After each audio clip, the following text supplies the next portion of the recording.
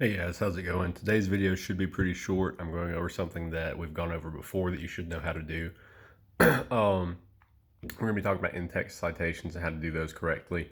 Most of you, from what I've seen in 7A, have pretty good thesis statements, pretty good topic sentences from those. Again, if you're not fully responding to the prompt, I believe I've messaged you and told you, but you need to go back and do so.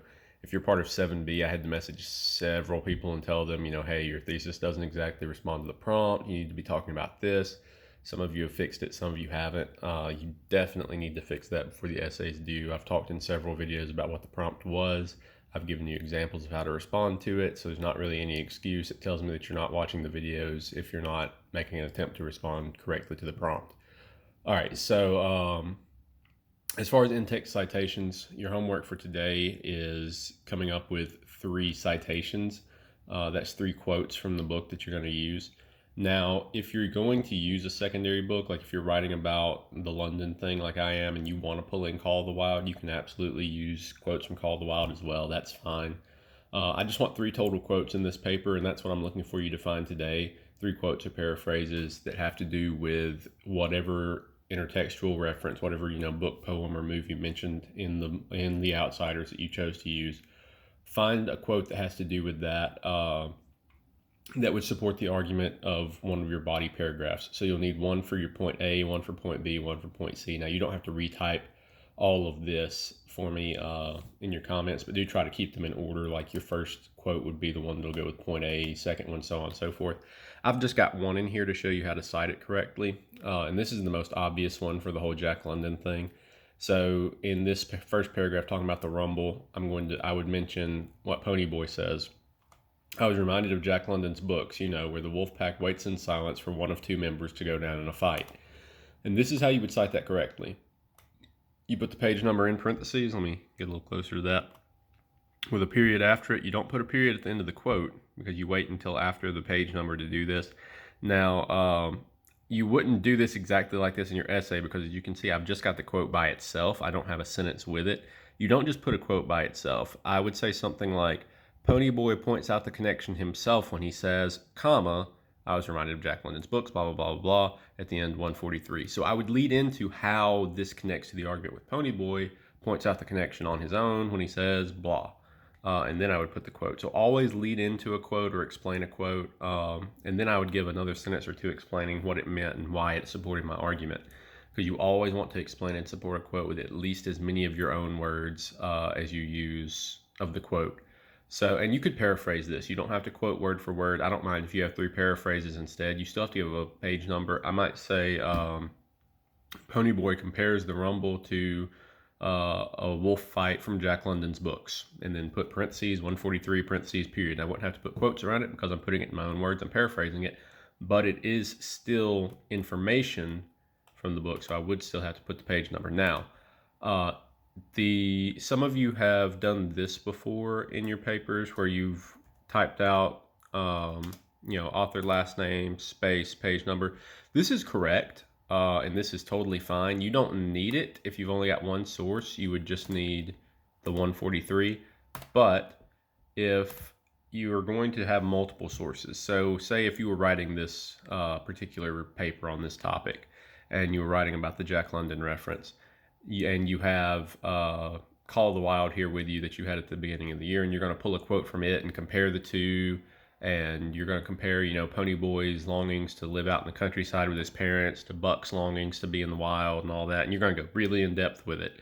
Then, in this case, you would reference Hinton 143, and then if you had a quote later on, you might say something like London 67 or something like that, depending on what page your London quote was on. So if you quoted something from Call of the Wild, you would do it like that. So it would go author, last name, and then page number. That's the only difference, and that's only if you're using multiple sources. If you're just using the one source, the Outsiders, which is all you have to do, and is what I assume most of you will do, you just have to put 143. You don't need anything else.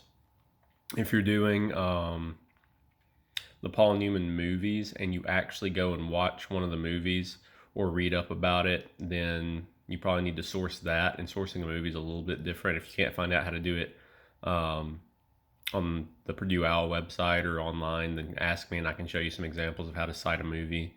If you're doing Nothing Gold Can Stay, don't worry about citing anything. You don't have to go get a Robert Frost collection or anything like that and cite that. Just cite The Outsiders because it's quoted fully in The Outsiders. There's nothing else you're going to get unless you went and looked at academic essays on Nothing Gold Can Stay. And I'm not asking you to do that. That's way beyond what I'm looking for here. It's way more sophisticated than what I'm requiring you to do. So all I want today is 3 quotes or paraphrases. For this one, it would be harder to find 3 than for, unless you do use Call of the Wild, than it would be for, say, Nothing Gold Can Stay or Gone with the Wind, because they're mentioned quite a bit. As far as the Paul Newman bit, I think you would need to connect the image of Paul Newman to like Derry and his masculinity, as opposed to Ponyboy's kind of being weaker and more shy.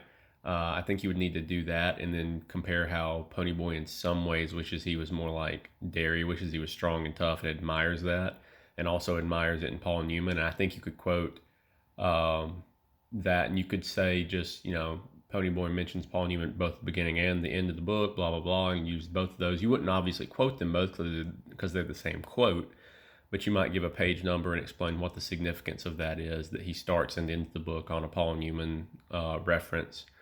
And like I said, if you actually pull in the movie, that's great, but I'm not asking you to do that. You don't have to.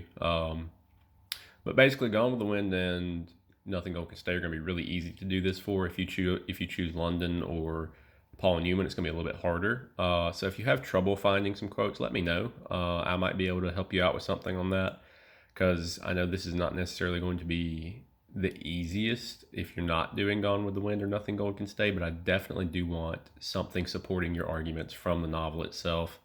I don't just want a lot of theoretical stuff. I want us to ground whatever we're saying about these connections within the book itself. Okay. And that'll make for a really strong essay. If you've got any questions about the structure of it or anything else, let me know, and I'll get back to you on it. I'll try to give you some feedback. I think next Monday we're going to write our intros and then work on body paragraphs throughout the week. I believe I said Friday would be the Thursday or Friday, depending. Well, I think I'll just say Friday since it's online. Both classes Friday, turn it in. So that'll give us another week plus to ask questions and look at our essays and try to get them where they belong. Remember, I'm using I and you here because I'm quoting someone. Do not say I, you, any other personal pronoun in your essay unless you're quoting something that someone else says. It's a bad habit. It's considered unprofessional. So don't do that. If you catch yourself doing it, try to remove it. Go back and look through your essay and see if you've used any personal pronouns so far. I saw a few in people's thesis statements and things like that. I'm not going to kill your grade for it. Like I said, probably Monday I'll give you a rubric telling you kind of how I'm going to grade this, but expect it to be mostly, argument, evidence, things like that, structure, less about grammar and spelling and MLA, although those will count a bit. I mean, they might count 20 points altogether, like 10 points grammar and spelling, 10 points MLA. That's kind of what I'm looking at. And more focused on the evidence, the way you cite it, and the structure and argument of your essay. Anyway, I can't really think of anything else important for today. Have a good weekend, and I'll see you guys.